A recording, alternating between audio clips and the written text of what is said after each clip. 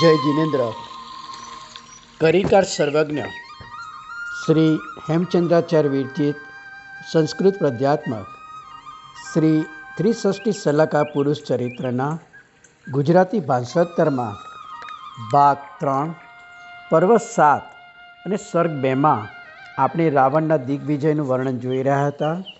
ગઈકાલે આપણે વર્ણનમાં અટક્યા હતા, તો એ વર્ણનમાં આપણે ચાલો આગળ વધીએ.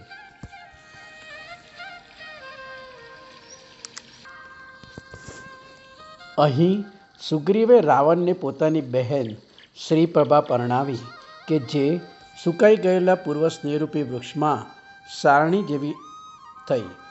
ચંદ્ર જેવી ઉજ્જવળ પ્રકૃતિવાળા સુગ્રીવે વાલીના ચંદ્રરશ્મિ નામના પરાક્રમી પુત્રને યુવરાજ પદે સ્થાપન કર્યો.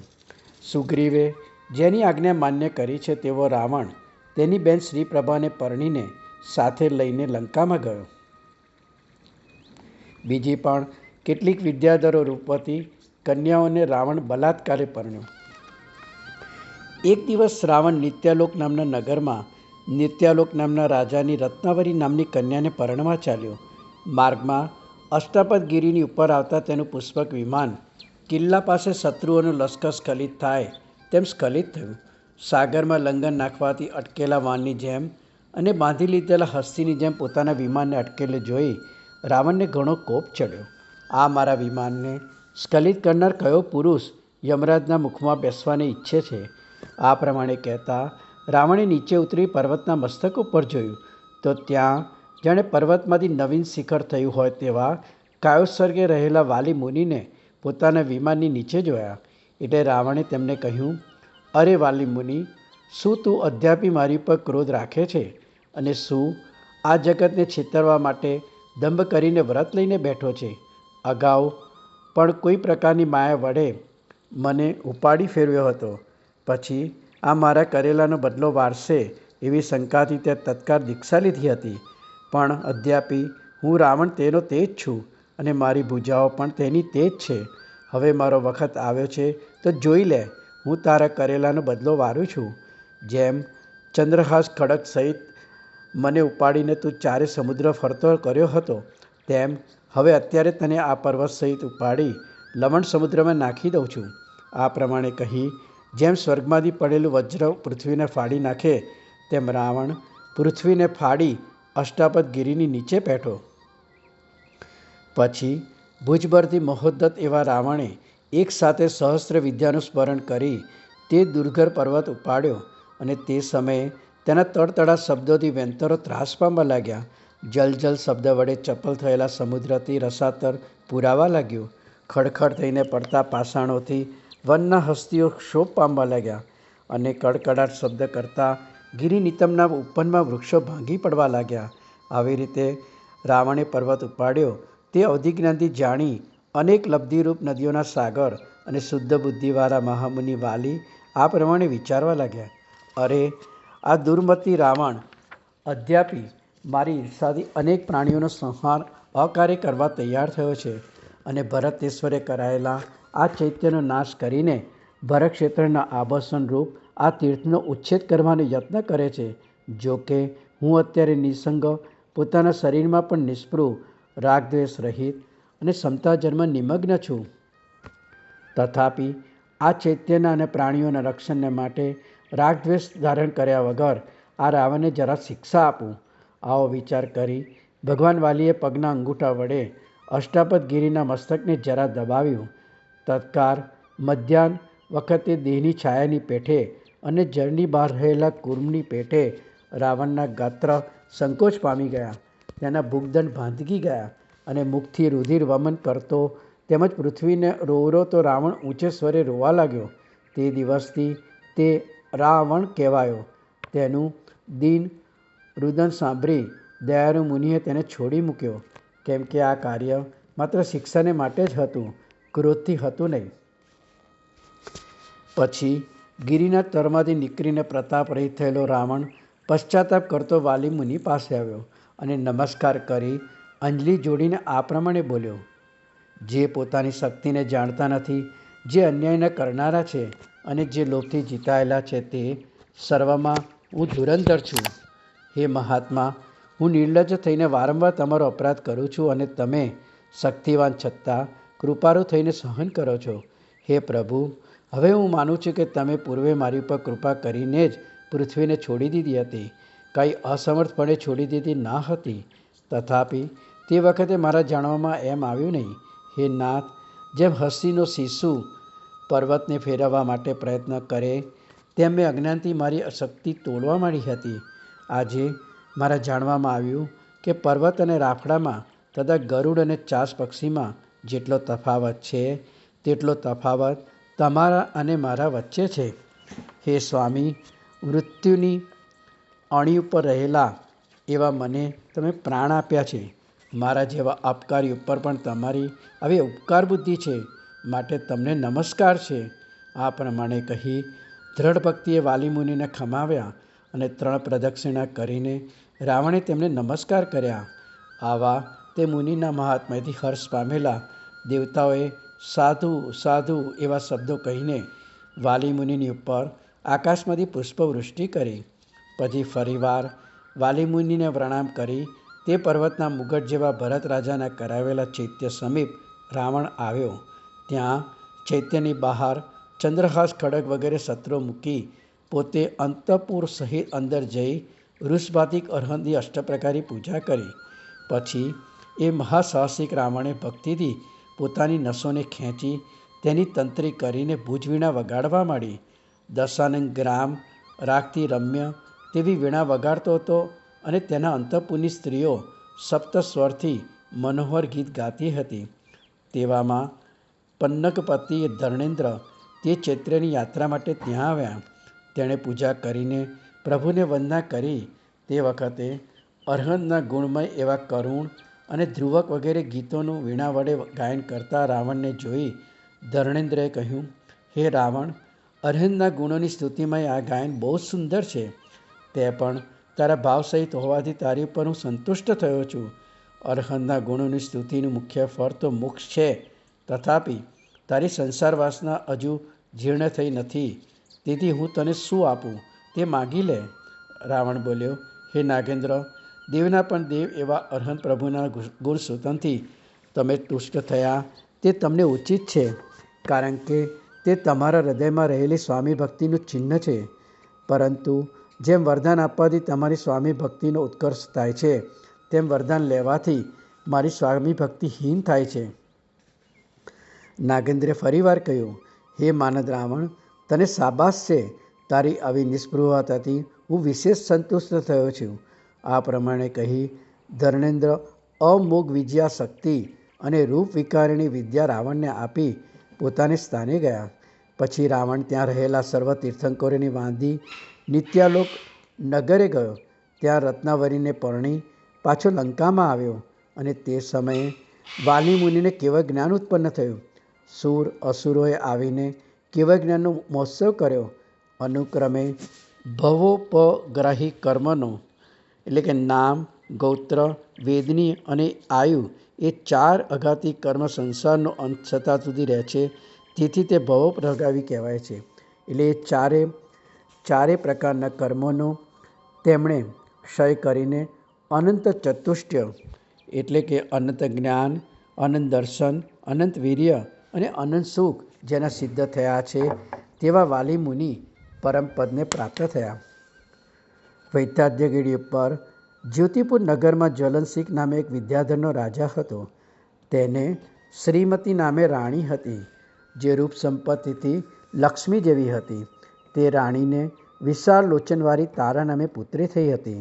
એક વખતે તે કન્યા ચક્રાંક નામના વિદ્યાધર રાજાના પુત્ર સાહસગતિના જોવામાં આવી, એટલે તત્કાળ તે કામ પીડિત થયો. તેથી સાહસગતિએ માણસ મોકલી જ્વલનસિંહ પાસે તેની માગણી કરી. તે પ્રમાણે વાનરપતિ સુગ્રીવે પણ માગણી કરી, કેમ કે રત્નના અર્થી ઘણા હોય છે. સાહસગતિ અને સુગ્રીવ બંને જાતિવાન, રૂપવાન અને પરાક્રમી હતા. તેથી આ કન્યા કોને આપવું તેવું તેના પિતાએ કોઈ નિમિત્ત જ્ઞાનીને પૂછ્યું. નિમિત્યાએ કહ્યું કે સાહસગતિ અલ્પ આયુષ્ય છે અને સુગ્રીવ દીર્ઘાયુષ્ય છે, તેથી જ્વલનશીખે તે કન્યા સુગ્રીવને આપી. તે ખબર જાણી અભિલાષા અને વિયોગને લીધે સાહસગતિ દિવસે દિવસે અંગારાથી દાઝેલો હોય તેમ કોઈ ઠેકાણે પણ નિવૃત્તિ પામ્યો નહીં. તારાની સાથે ક્રીડા કરતા સુગ્રીવને અંગદ અને જયાનંદ નામના બે દિગ્ગજ જેવા પરાક્રમી પુત્રો થયા. તારાનો અનુરાગી સાહસગતિ મન્મથે મંથન કરેલા આત્માવાળો થયો. સતો કામ વિકારાદી તીવ્રતાને સૂચવનારા અનેક પ્રકારના વિચારો કરવા લાગ્યો.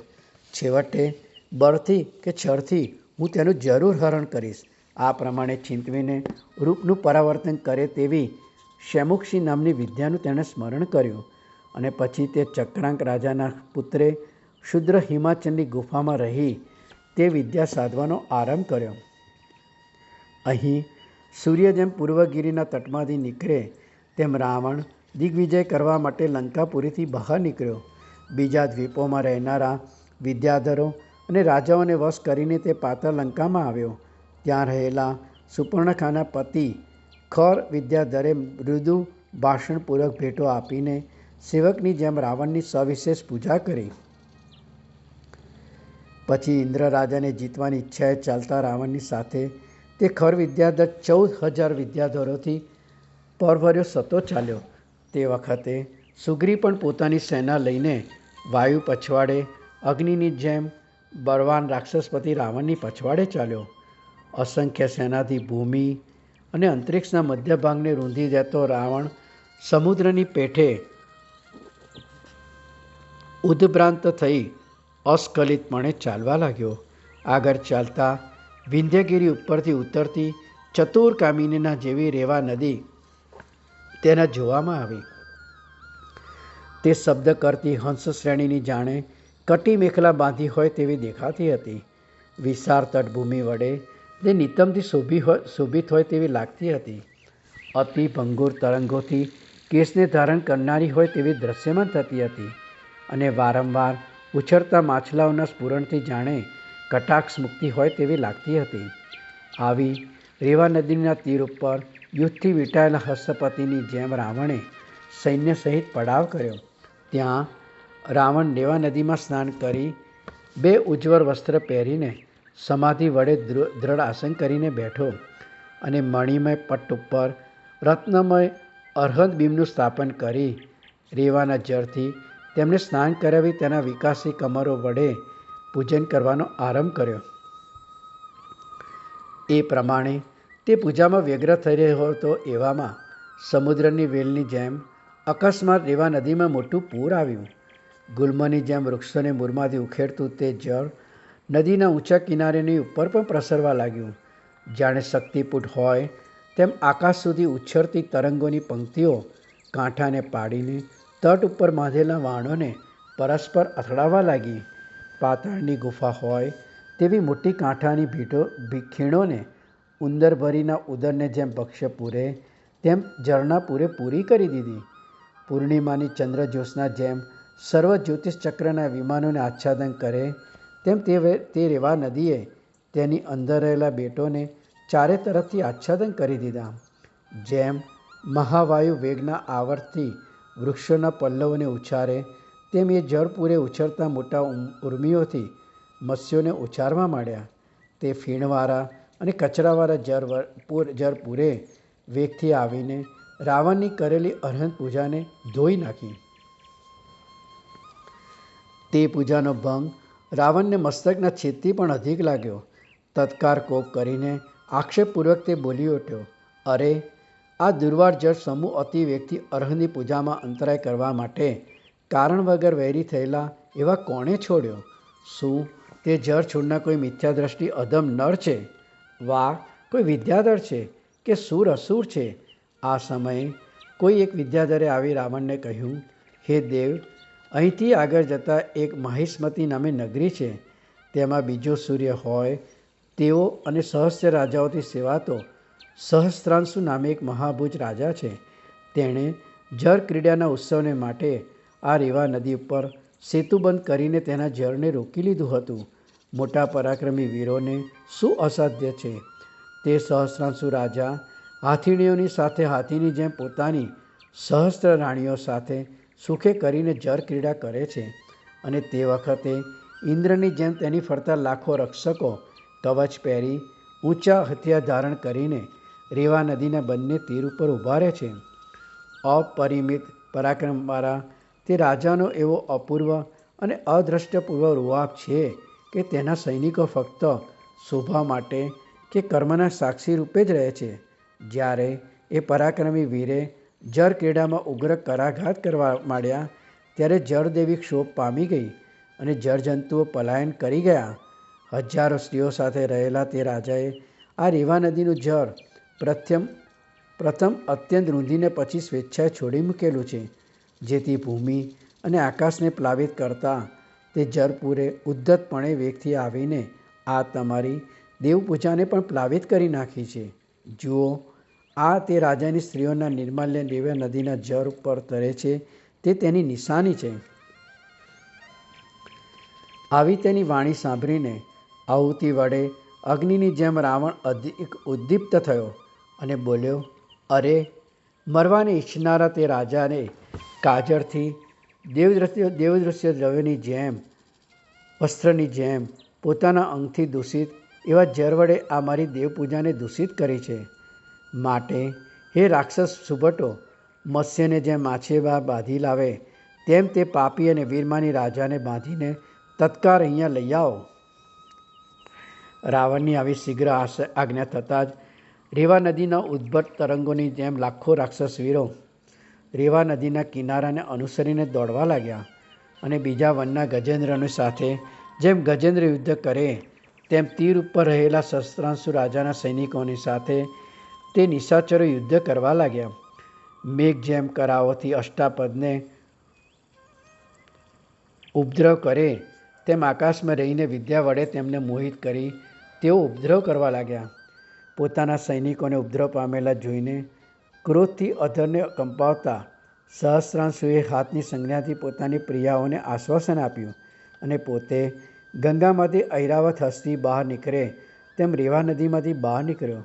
તરત જ તેણે ધનુષ્ય પર પણત ચડાવી અને રૂના સમૂહને જેમ પવન ઉડાડી મૂકે તેમ તે મહાબાહુ સહસ્રાંશુએ બાણોથી આકાશમાં રહેલા રાક્ષસ વીરોને વિદ્રાવિત કરી નાખ્યા. પોતાના સૈનિકોને રણમાંથી પાછા વળતા જોઈ રાવણ ક્રોધાયમાન થયો અને સહસ્રાંશુની પર બાણોને વરસાવતો સામો આવ્યો. બંને વીર ક્રોધી, ઉગ્ર અને સ્થિર થઈ ચિરકાર વિવિધ પ્રકારના આયુધોથી યુદ્ધ કરવા લાગ્યા. છેવટે ભુજાના વીર્યથી અજય એવા મહેશ્મતીના રાજા સહસ્રાંશુને જાણીને રાવણે હસ્તીની જેમ તેને વિદ્યાથી મોહિત કરીને પકડી લીધો. પોતાને જીતેલો માનતો રાવણ તે મહાવીર્યને જીતીને પણ તેની પ્રશંસા કરતો સતો અનુત્સેકપણે તેને પોતાની છાવણીમાં લાવ્યો. જેવામાં રાવણ હર્ષ પામતો આવીને સભામાં બેઠો તેવામાં સતબાહુ નામે એક ચારણ મુનિને આકાશમાંથી ઉતરીને સભામાં આવ્યા. મેઘની સાથે મયુરની જેવો રાવણ તત્કાળ સિંહાસન ઉપરથી ઊભો થઈને મણિમય પાદુકાને છોડી દઈને તેમની સામે આવ્યો. તેમને અરહંત પ્રભુના ગણધર જેવા માનતો રાવણ 5 અંગથી ભૂમિનો સ્પર્શ કરતો તેમના ચરણમાં પડ્યો. પછી પોતે અર્પણ કરેલા આસન ઉપર તે મુનિને બેસાડ્યા અને પોતે પ્રણામ કરીને તેમની સામે પૃથ્વી પર બેઠો. મૂર્તિમાન વિશ્વાસ હોય તેવા વિશ્વને આશ્વાસન આપવામાં બાંધવરૂપ તે મુનિએ તેને કલ્યાણની માતા જેવી ધર્મલાભરૂપ આશીષ આપી. પછી રાવણે અંજલિ જોડીને એ શ્રેષ્ઠ મુનિને આવવાનું કારણ પૂછ્યું. એટલે તે મુનિ નિર્દોષ વાણીએ બોલ્યા, હું સતબાહુ નામે મહિષ્મતી નગરીનો રાજા હતો. અન્યદા અગ્નિથી સિંહની જેમ હું સંસારવાસથી ભય પામી ગયો હતો. તેથી સહસ્રાંશુ નામના મારા પુત્રને રાજ્ય સોંપી મોક્ષ માર્ગમાં રથ જેવું આ વ્રત મેં ગ્રહણ કરેલું છે. આટલું અર્થ બોલતા રાવણ ગ્રીવા નમાવીને બોલી ઉઠ્યો, શું આહા મહાભુજ આપ પૂજ્યપાતના પુત્ર છે? મુનિએ હા કહી. એટલે રાવણ બોલ્યો, હું દિગ્વિજય માટે ફરતા રેવા નદીને કાંઠે આવ્યો અને અહીં પડાવ કરી વિકસિત કમલોથી પ્રભુની પૂજા કરી તન્મત થઈ એકાગ્ર મને ધ્યાન કરવા લાગ્યો. તેવામાં આ તમારા પુત્રે પોતાના સ્થાનથી મલિન એવા જરને છોડીને મારી પૂજામાં ભંગ કર્યો તેથી ક્રોધ આવીને મેં આ કરેલું છે, પરંતુ હું માનું છું કે એ મહાત્માએ આ કાર્ય અજ્ઞાનથી કરેલું હશે, કારણ કે તમારો પુત્ર કદી પણ આવી અરહતની આશા ન કરે નહીં. આ પ્રમાણે કહી રાવણ સહસ્રાંશુને ત્યાં લાવ્યો. લજ્જાથી નમ્ર મુખ કરી તેણે મુનિરૂપ પિતાને પ્રણામ કર્યા. રાવણે તેને કહ્યું કે, હે સહસ્રાંશુ, આજથી તમે મારા ભ્રાતા છો અને તમારી જેમ આ મુનિ મારા પિતા છે. માટે જાઓ, તમારા રાજ્ય પર અધિકાર ચલાવો અને બીજી પણ પૃથ્વી ગ્રહણ કરો. અમે 3 ભાઈઓ છીએ, તેમ રાજલક્ષ્મીના અંશને ભજનારા આજથી તમે અમારા ચોથા ભાઈ છો. આ પ્રમાણે કહી સહસ્રાંશુને છોડી દીધો. એટલે તેણે કહ્યું કે, મારે અત્યાર પછી આ રાજ્યનું કે શરીરનું પણ કંઈ કામ નથી. હું તો પિતાએ આશ્રય કરેલા અને સંસારનો નાશ કરનારા વ્રતનો જ આશ્રય કરીશ. એ સાધુઓનો માર્ગ પ્રાંતે નિર્વાણ આપે છે. આ પ્રમાણે કહી પોતાનો પુત્ર રાવણને સોંપી એ ચરમદેહીનો મિનિંગ છે એ જ ભવે મોક્ષે જવાવાળા હોવાથી છેલ્લો દેહ ધારણ કરનારા. સહસ્રાંશુએ પિતાની પાસે વ્રત ગ્રહણ કર્યું. મિત્રતાને લીધે પોતે દીક્ષા ગ્રહણ કર્યાના ખબર અયોધ્યાના પતિ અનરણ્ય રાજાને કહેવરાવ્યા. તે ખબર સાંભળી અયોધ્યાપતિએ વિચાર્યું કે મારા પ્રિય મિત્ર સહસ્રાંશુની સાથે મારે એવો સંકેત હતો કે આપણે સાથે વ્રત ગ્રહણ કરવું. આવી પોતાની પ્રતિજ્ઞા સંભાળીને સત્યધન દ્વારા તેણે પોતાના પુત્ર દશરથને રાજ્ય સોંપીને વ્રત ગ્રહણ કર્યું. પછી રાવણ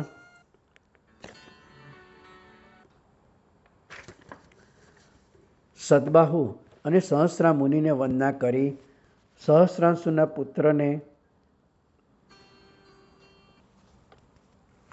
રાજ્ય પર બેસાડીને આકાશ માર્ગે ચાલ્યો. તેવામાં યષ્ટિઓના ઘાતથી જર્જર થઈ ગયેલા નારદ મુનિ અન્યાય અન્યાય એવો પુકાર કરતા ત્યાં આવ્યા અને તેમણે રાવણને કહ્યું, હે રાજા, આ રાજપુર નગરમાં મરુત નામે રાજા છે. તે દુષ્ટ બ્રાહ્મણોના સવાસથી મિથ્યા દ્રષ્ટિ થઈને યજ્ઞ કરે છે. તે યજ્ઞમાં હોમ કરવા માટે કસાઈઓની જેમ બ્રાહ્મણોએ પાસમાં બાંધીને આણેલા નિરપરાધી પશુઓ પુકાર કરતા મારા જોવામાં આવ્યા. તેથી આકાશમાંથી નીચે ઉતરી બ્રાહ્મણોથી વીંટાયેલા તે મરુત રાજાને મેં દયા લાવીને પૂછ્યું કે આ શું આરંભ્યું છે? મરુતે કહ્યું, આ બ્રાહ્મણોએ કહેલો યજ્ઞ થાય છે. અહીં અંતર્વેદીમાં દેવની તૃપ્તિને માટે પશુઓને હોમવાના છે. આ મહાધર્મ છે અને તે સ્વર્ગનો હેતુ કહેલો છે. માટે આ પશુઓથી આજે હું યજ્ઞ કરીશ. પછી મેં તેમને કહ્યું કે આ શરીર વેદી છે અને આત્મા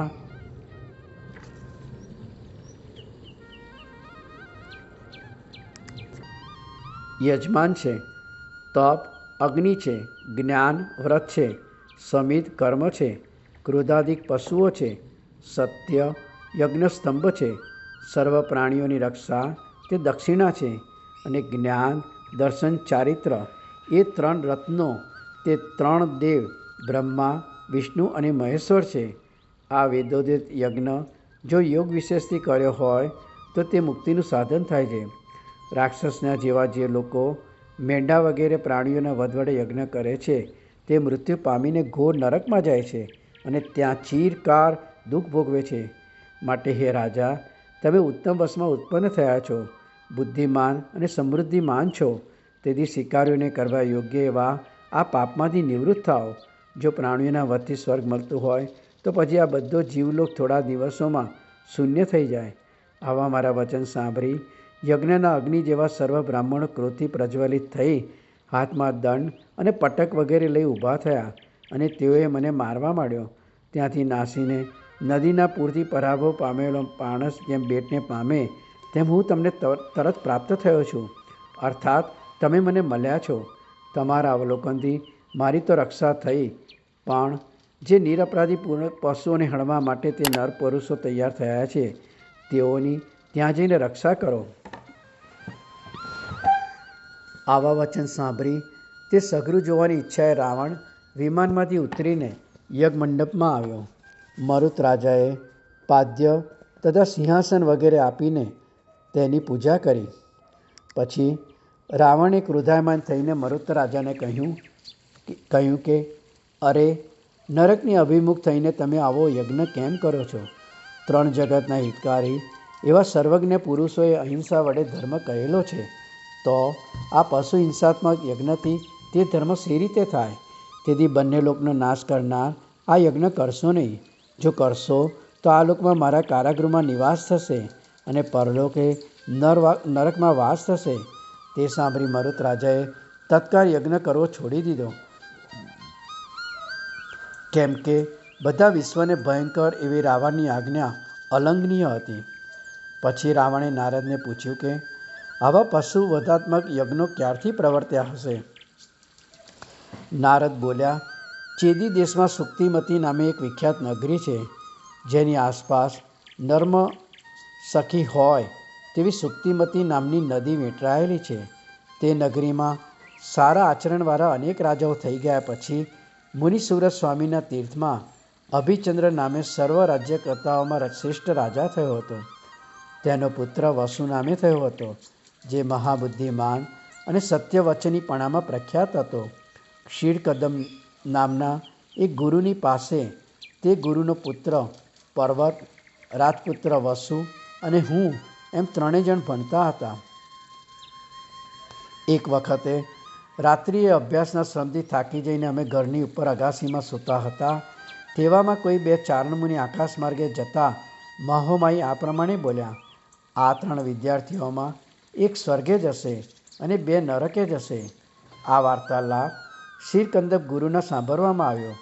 તેથી તેઓ ખેદ પામીને ચિંતાવા લાગ્યા કે અહો, મારા જેવો ગુરુ અધ્યાપક છતાં આમાંથી 2 શિષ્યો નરકમાં જશે. પછી અમારામાંથી કોણ સ્વર્ગે જશે અને કોણ નરકે જશે?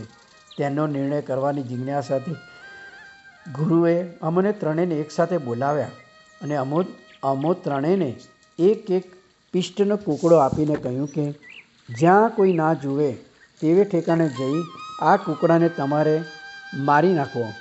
પછી વસુ અને પર્વતે તો કોઈક શૂન્ય પ્રદેશમાં જઈ પોતાની આત્મહિત ગતિની માફક તે પિષ્ટના કૂકડાને મારી નાખ્યો. હું એકલો નગરની બહાર દૂર દેશે જઈ એકાંતમાં રહીને દિશાઓને જોતે વિચારવા લાગ્યો કે ગુરુએ આ બાબતમાં પ્રથમ અમને આજ્ઞા આપી કે જ્યાં કોઈ જુએ નહીં તેવે સ્થાને આ કૂકડાને મારવો. પણ અહીં તો કૂકડો પોતે જુએ છે, હું જોઉં છું, આ ખેચરો જુએ છે, લોકપારો જુએ છે અને જ્ઞાનીઓ પણ જુએ છે. એવું કોઈ સ્થાન નથી કે જ્યાં કોઈ પણ જુએ નહીં. તેથી ગુરુની વાણીનું તાત્પર્ય એવું જણાય છે કે આ કૂકડાને મારવો નહીં. એ પૂજ્ય ગુરુ સદા દયાળુ અને હિંસાથી વિમુખ છે. તેથી તેમણે અમારી બુદ્ધિની પરીક્ષા કરવા માટે જરૂર આવી આજ્ઞા આપી હશે. આવો વિચાર કરી એ કૂકડાને હણ્યા વગર પાછો આવ્યો અને કૂકડાને નહીં હણવાનો હેતુ ગુરુને જણાવ્યો. ગુરુએ જરૂર આ શિષ્ય સ્વર્ગે જશે એવો નિશ્ચય કરી ગૌરવ વડે મને શાબાશ શાબાશ એમ કહી આલિંગન કર્યું. પછી થોડી વારે વસુ અને પર્વત આવ્યા. તેમણે કહ્યું કે જ્યાં કોઈ ના જુએ તેવે ઠેકાણે કૂકડાને અમે મારી નાખ્યો.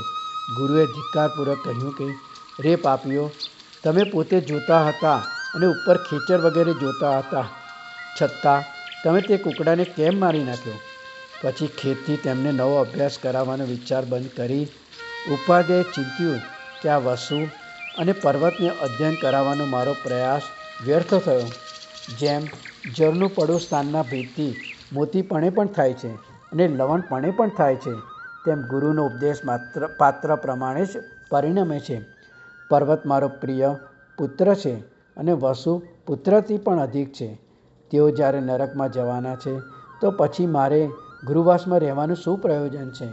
આવો વૈરાગ્ય પામી ઉપાધ્યાય તરત જ દીક્ષા લીધી અને વ્યાખ્યાન પાઠન કરવામાં નિપુણ એવા પર્વતે પોતાના પિતાનું ગુરુપદ લીધું. ગુરુના પ્રસાદથી સર્વશાસ્ત્રમાં ચતુર થઈ હું ત્યાંથી પોતાને સ્થાનકે ચાલ્યો ગયો. રાજાઓમાં ચંદ્ર સમાન અભિચંદ્ર રાજાએ પણ સમય આવતા વ્રત ગ્રહણ કર્યું. એટલે લક્ષ્મી વડે વાસુદેવ જેવો વસુ રાજા થયો. તે પૃથ્વીમાં સત્યવાદી તરીકે પ્રખ્યાત થયો. તેથી તે પ્રખ્યાતિ પારવાને માટે તે સત્ય જ બોલતો હતો. એક વખતે વિંધ્યગિરિના નિતંબમાં કોઈ શિકારી મૃગિયા રમવા આવ્યો. તેણે એક બાણ નાખતા તે વચમાં સ્ખલિત થઈ ગયો. બાણની સ્ખલના થવાનો હેતુ જાણવા તે ત્યાં ગયો તો તેને આકાશ જેવી નિર્મળ સ્ફટિકની શિલાનો સ્પર્શ થયો. તેથી તેણે વિચાર કર્યો કે ચંદ્રમાં ભૂમિની છાયાની જેમ કોઈ બીજે સ્થાને ચરતો મૃગ આ શિલામાં પ્રતિબિંબિત થયેલો મારા જોવામાં આવ્યો હશે, કારણ કે આ શિલા હાથના સ્પર્શ વિના કંઈ જણાય તેવી નથી, માટે એ વસુ રાજાને યોગ્ય છે. આમ વિચારી તે શિકારીએ એકાંતમાં જઈને વસુ રાજાને તેની જાણ કરી. તેથી રાજાએ હર્ષથી તે શિલા ગ્રહણ કરી અને તેને ઘણું ધન આપ્યું. પછી વસુ રાજાએ ગુપ્ત રીતે તે શિલાની એક આસનવેદી એટલે કે સિંહાસન મૂકવાને માટે ઓટલો કરાવ્યો અને તે વાત ગુપ્ત રાખવાને માટે તેના કારીગરોને મરાવી નાખ્યા, કારણ કે રાજાઓ કોઈના મિત્ર હોતા નથી. પછી તે શિલાની વેદી ઉપર ચેદી દેશના રાજા વસુએ પોતાનું સિંહાસન રાખ્યું. તેથી વસુ રાજાના સત્યના પ્રભાવથી આ સિંહાસન જમીનથી અધર આકાશમાં રહ્યું છે તેમ અભૂત લોકો જાણવા લાગ્યા. અને સત્યથી સંતુષ્ટ થયેલા દેવતાઓ વસુ રાજાની સાનિધ્ય કરે છે. આવી તેની ઉગ્ર પ્રસિદ્ધિ સર્વ દિશાઓમાં ફેલાઈ. તે પ્રસિદ્ધિથી ભય પામીને અનેક રાજાઓ તેને વશ થઈ ગયા, કારણ કે સાચી કે ખોટી ગમે તેવી પણ પ્રસિદ્ધિ માણસોને જય આપે છે. એક વખતે ફરતો ફરતો હું ત્યાં ગયો. તે વખતે બુદ્ધિમાન શિષ્યોને ઋગ્વેદની વ્યાખ્યા આપતો પર્વત મારા જોવામાં આવ્યો. તેમાં અજેયષ્ટવ્યમ એ શબ્દનો મેઢાથી યજ્ઞ કરવો એવો અર્થ તે શીખવતો હતો. તે સાંભળી મેં તેને કહ્યું, અરે ભાઈ, તું આવું કેમ બોલે છે?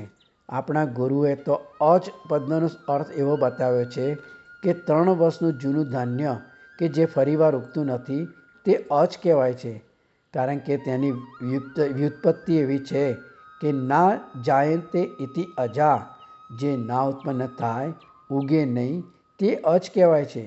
આ પ્રમાણે આપણા ગુરુએ બતાવેલી વ્યાખ્યા તું શા હેતુથી ભૂલી ગયો?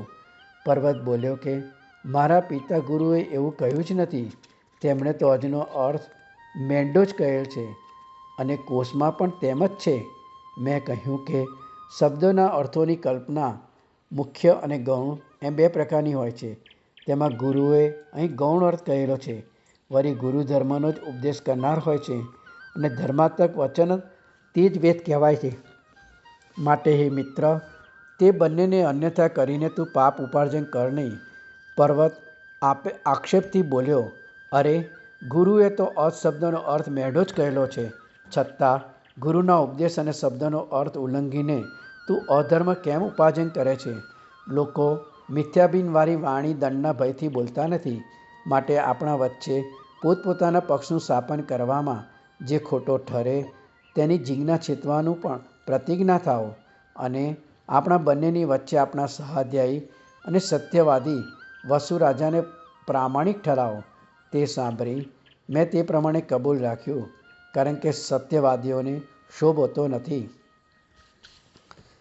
આ પ્રતિજ્ઞાની ખબર થતાં પર્વતને તેની માતાએ એકાંતમાં કહ્યું, હે પુત્ર, અજ એટલે 3 વર્ષનું ધાન્ય, એવું મેં પણ તારા પિતા પાસેથી ઘરનું કામકાજ કરતાં સાંભળ્યું હતું. તેથી તે ગર્વથી જે આ જિજ્ઞા છેદવાનું પણ કર્યું છે તે સારું કર્યું નથી, કારણ કે અવિચારિત કાર્યના કરનારા વિપત્તિનું સ્થાન થઈ પડે છે. પર્વત બોલ્યો, હે માતા, હું તો એ પ્રતિજ્ઞા કરી ચૂક્યો છું, તેથી હવે જે થયું તે થયું, બીજું થવાનું નથી. પછી પોતાના પુત્ર પર્વતને પ્રાપ્ત થવાના કષ્ટની પીડાથી હૃદયમાં આકુલ વ્યાકુલ થતી તેની માતા વસુ રાજાને પાસે આવી, કારણ કે પુત્રને માટે પ્રાણી શું ના કરે? પર્વતની માતાને જોઈને વસુ રાજા બોલ્યો, હે અંબા, આજે તમારા દર્શનથી મારે ક્ષીરકંદમ ગુરુના દર્શન થયા છે. કહો, તમારું શું કામ કરું અથવા તમને શું આપું? તે બોલી, હે રાજા, મને પુત્રરૂપ ભિક્ષા આપો. હે વત્સ, પુત્ર વિના મારે બીજા ધનધાન્ય શા કામના છે? વસુ બોલ્યો, માતા, તમારો પુત્ર પર્વત મારે પારવા યોગ્ય અને પૂજવા યોગ્ય છે, કારણ કે ગુરુની જેમ ગુરુના પુત્રની સાથે પણ વર્તવું જોઈએ એમ વેદ કહે છે. હે માતા, આજે અકારે રોષ ધરનારે કારે કોનું પાનું ઉખેર્યું છે? મારા ભાઈ પર્વતને કોણ મારવા ઈચ્છે છે?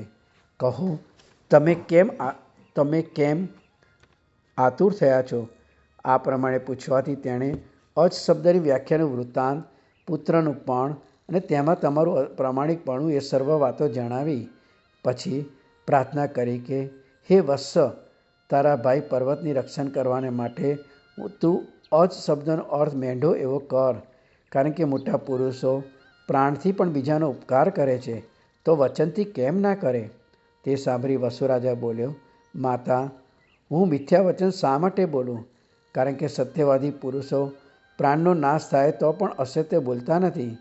પાપથી ભય પામનારા પુરુષે બીજું પણ અસત્ય બોલવું નહીં, તો આ ગુરુની વાણીને અન્યથા કરવાવાળી કૂટ સાક્ષી આપવી, તેની તો શી વાત રાખવી? માતાએ કહ્યું, કાં તો ગુરુના પુત્રનું માન રાખી તેને બચાવ, અથવા સત્યવ્રતનો આગ્રહ રાખી ગમે તે કર. આવા તેના સરોષ વચન સાંભળીને વસુએ ગુરુના પુત્રનું માન રાખવાનું કબૂલ કર્યું. એટલે શિરકંદપ ગુરુની પત્ની હર્ષ પામીને પોતાને ઘેર આવી. પછી હું અને પર્વત વસુ રાજાની પરસદામાં ગયા.